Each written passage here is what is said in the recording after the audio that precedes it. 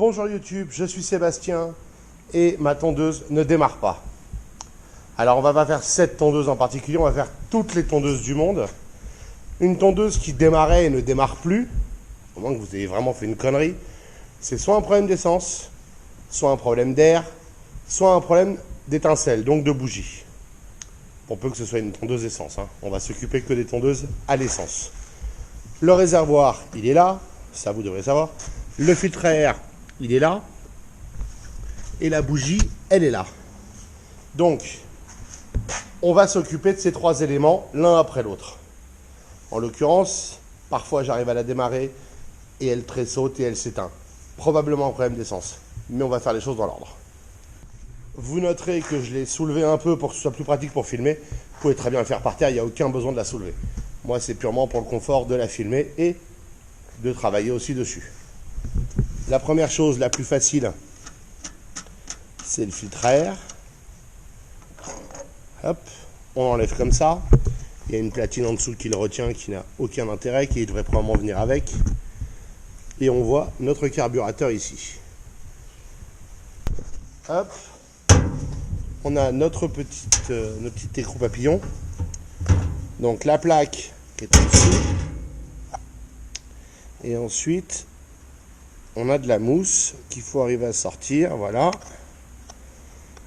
Elle n'est pas très propre, mais elle n'est pas non plus très sale. Vous pouvez voir que c'est légèrement gras, ce qui est plutôt une bonne chose en général. Donc je vais souffler ça avec le compresseur. Vous pouvez le laver dans une machine aussi si vous voulez, hein. Ça prend juste plus de temps. Objectif, que ce soit propre et que l'air circule mieux jusqu'au moteur. Parce que si on regarde, l'air, il est aspiré bien comme il veut, par l'extérieur donc, comme ceci. Donc l'air il passe là-dedans, c'est par là qu'il rentre, il traverse, et à l'intérieur il ressort au milieu, et il descend dans le conduit central qui va dans le carburateur. Donc c'est de là que vient l'air du moteur. Donc si c'est tout sale, ça ne va pas. Donc, première étape, on va nettoyer ça. Maintenant que le compresseur est chargé, je vais utiliser la soufflette. On va souffler vers là-bas parce que je ne veux pas souffler vers le carbu.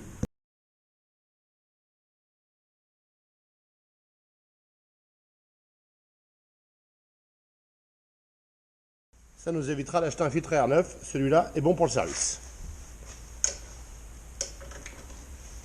Donc le filtre à air, je le remets dans son logement en quelque sorte, hein. Je vais mettre la petite plaque, je vais la souffler aussi.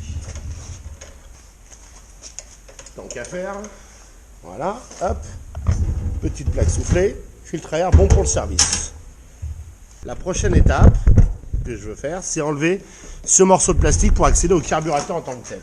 Je peux sans doute y accéder par en dessous, je peux complètement y accéder par en dessous. Donc on va même pas l'enlever. On va aller démonter la cuve du carburateur qui se trouve ici. Ça nous permettrait de voir s'il y a des saletés dedans. Il y a une vis qui sert pour la purge sur le côté, qui est en pente, et une qui le tient fixé. Ou l'inverse, hein. Mais on ne saura ça, mais normalement ça c'est la purge. Donc je vais me trouver un petit bac à mettre en dessous pour récupérer l'essence qui va tomber, hein. Je vais m'assurer que l'essence est bien sûr fermée. Le starter il est sur off, on s'en fout. Et on va démonter ça. Alors je vais vous mettre pour filmer, c'est très pratique. Je vais vous mettre un cran plus bas sur la servante. Voilà. Comme ça, vous aurez une bonne vue. C'est du 10, évidemment. Toujours du 10. Et on va commencer par celle sur le côté. Je pense que c'est celle de purge. Vous découvrez avec moi, hein.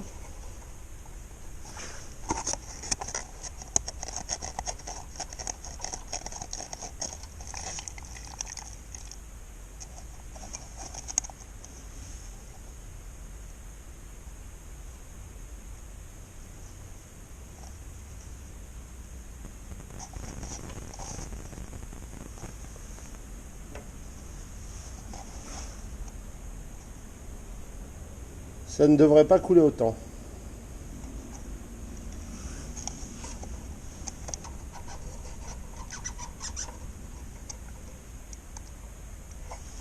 Donc le robinet, ah oui, bah, le robinet d'essence était ouvert, ça m'apprendra. Donc fermez bien le robinet avant, hein. Faites pas la même bêtise que moi, c'est pas la peine. Donc maintenant que c'est vide, on va remettre la vis pour pas la perdre et on va défaire l'autre.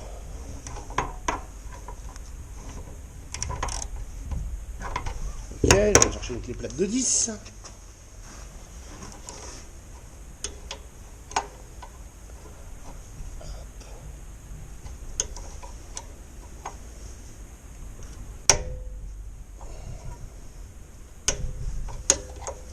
Parfois, quand c'est trop serré, il vaut mieux serrer un coup et ensuite desserrer. Bon, il y a encore un peu d'essence qui coule naturellement, sinon c'est pas drôle.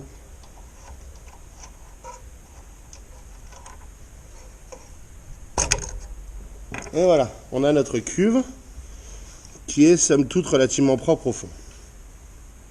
Même s'il y avait un peu de saleté qui traînait autour.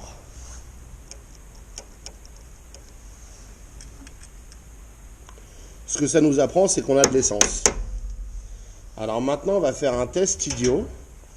Je ne vais pas vous expliquer le fonctionnement d'un carburateur d'un bout à l'autre, ce serait trop long. Mais je vais mettre mon petit bac là. Je vais ouvrir légèrement le robinet d'essence jusqu'à ce que ça coule. Voilà. Et je vais lever le flotteur, c'est le grand machin blanc. L'objectif, c'est de vérifier que ça arrête bien le flux d'essence. Et c'est ce que fait un flotteur, c'est d'arrêter l'essence quand la cuve est pleine. Donc ce que je voulais vérifier avec ça, c'était que l'essence coulait bien quand j'ouvrais le robinet et qu'elle s'arrêtait bien quand la cuve était pleine, donc que ça ne noyait pas complètement le moteur. Je ferme, ça coule encore évidemment, parce que j'ai remis l'essence sur ouverte. Ah, j'ai du mal aujourd'hui. Voilà. Donc, j'ai un peu d'essence sur les doigts, c'est pas grave. Pour l'instant, RAS de ce côté-là, on va remettre la cuve. Elle est propre.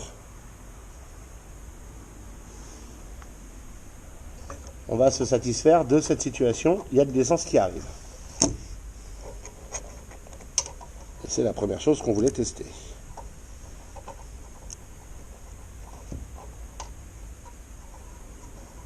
Voilà. Vous n'arrivez pas à démarrer une vis, parfois tourner à l'envers comme si vous voulez la dévisser. Et ça la remet mieux. Donc, maintenant qu'on a ça, on va resserrer la cuve, comme ça on n'oubliera pas plus tard. Dans le pire des cas, on pourra toujours la redémonter le moment venu. On ne serre pas la cuve comme un abruti, ou comme un âne, selon l'expression choisie. On la serre juste assez pour qu'elle tienne et qu'elle soit étanche.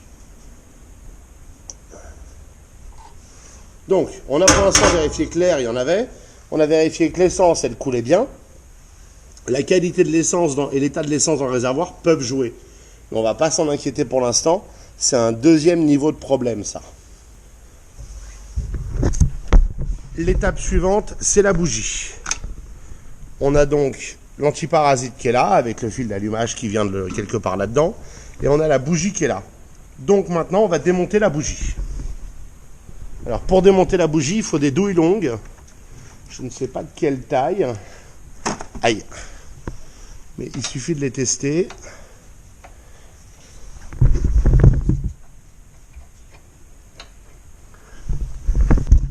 Et celle-ci, avec son caoutchouc dedans, ne passe pas. Donc si vous avez une douille avec un caoutchouc qui vous emmerde pour sortir la bougie, c'est très pratique dans les moteurs où la bougie est très au fond d'une gorge.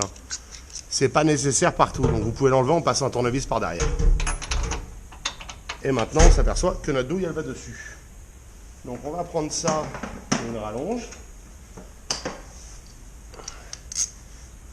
Et on va bien dévisser, c'est important. Vous trompez pas de sens parce que si vous cassez la bougie dans le moteur, c'est plus compliqué. Voilà, ça ne doit pas être très serré une bougie, hein.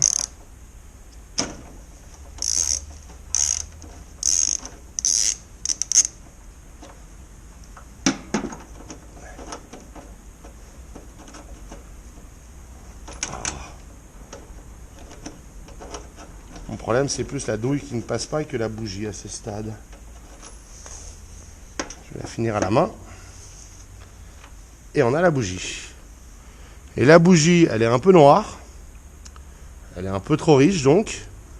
Mais d'un autre côté, comme elle s'est probablement noyée quand j'essayais de la démarrer, l'écart, il n'est pas mauvais. La bougie, elle est en bon état. Donc tout ce qu'on va faire, c'est vérifier qu'il y a bien de l'étincelle. Donc pour ça, vous prenez la bougie, vous la mettez contre quelque chose en métal. Ça va pas être facile à filmer. Vous mettez le contact sur la tondeuse, hein.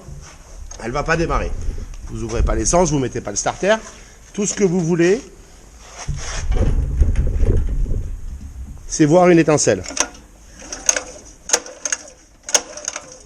J'ai bien allumé la tondeuse, non je l'ai éteinte. Voilà, là elle est allumée. Et on a une étincelle. Je ne sais pas si vous pouvez la voir, c'est ça le problème. Mais on va y croire. Quand je tire, j'ai des étincelles. Donc, la bougie étincelle bien. Et quand vous faites ça, tenez-la pour antiparasite, hein. Ce que ça veut dire, c'est donc qu'on a un fonctionnement correct dans le sens où, quand le moteur tourne, ça envoie une étincelle, donc ça fait exploser le mélange. Donc si on a de l'air et de l'essence dans le cylindre, dans la culasse, c'est au choix comment on veut le placer, ça nous fera une explosion, ça fera tourner le moteur. Donc je revisse la bougie à la main, voilà, et je vais la serrer ensuite avec ma fidèle clé à cliquet, pas très fort. On ne serre pas très fort une bougie. Juste, quand ça commence à résister, on arrête. Et on rebranche bien l'antiparasite dessus. Et pour éviter de faire une connerie, on va remettre le caoutchouc qui va dans la douille. Ça se met à la main, comme ça on ne le perdra pas. Donc maintenant on a vérifié qu'on avait de l'air avec un filtre à air propre. On peut nettoyer ça aussi un peu, mais c'est pas gênant parce que c'est avant la filtration. Ça sera toujours ça de prix. On a de l'air, on a de l'essence et on a de l'étincelle. Donc je vais remettre le filtre à air. Hop, on va le revisser.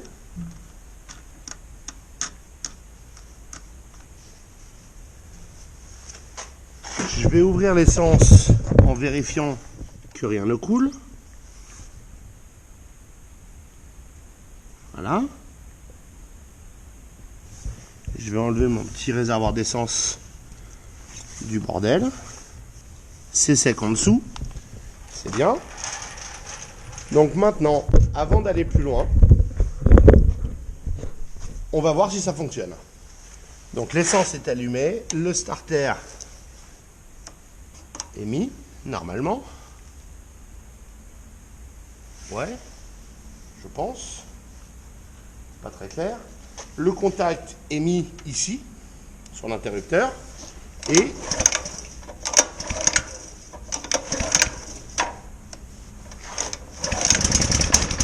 elle démarre au quart de tour. Le starter, c'est par là. Donc maintenant qu'elle est démarrée, on enlève progressivement le starter. Et on va la laisser tourner un peu, voir si elle tient. Elle ne devrait pas caler. Moralité, la tondeuse fonctionne.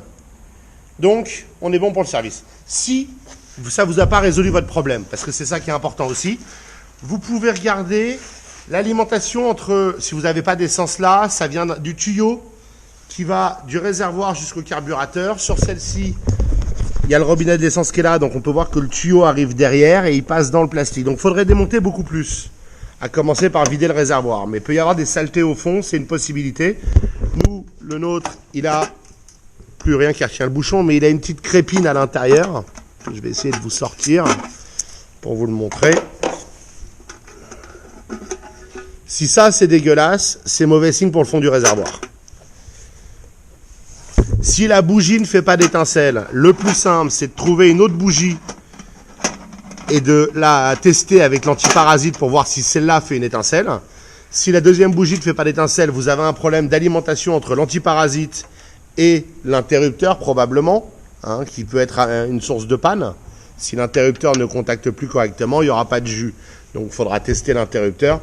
On le fera, je ferai peut-être une autre vidéo plus détaillée s'il y a de la demande. Le fait est que s'il n'y a pas d'étincelle, le problème est électrique. Et si votre filtre à air est indétoyable, changez-le. Mais si vous avez de l'essence qui arrive jusqu'à la cuve déjà, un filtre à air propre et de l'étincelle, ça devrait démarrer. Si ça ne démarre pas, il faut creuser plus. Je vous remercie d'avoir suivi cette vidéo. J'espère qu'elle vous aura intéressé et vous aura été utile. Si c'est le cas, pensez à vous abonner et à la liker. Et puis, vous avez des remarques ou des questions, les commentaires sont là pour ça.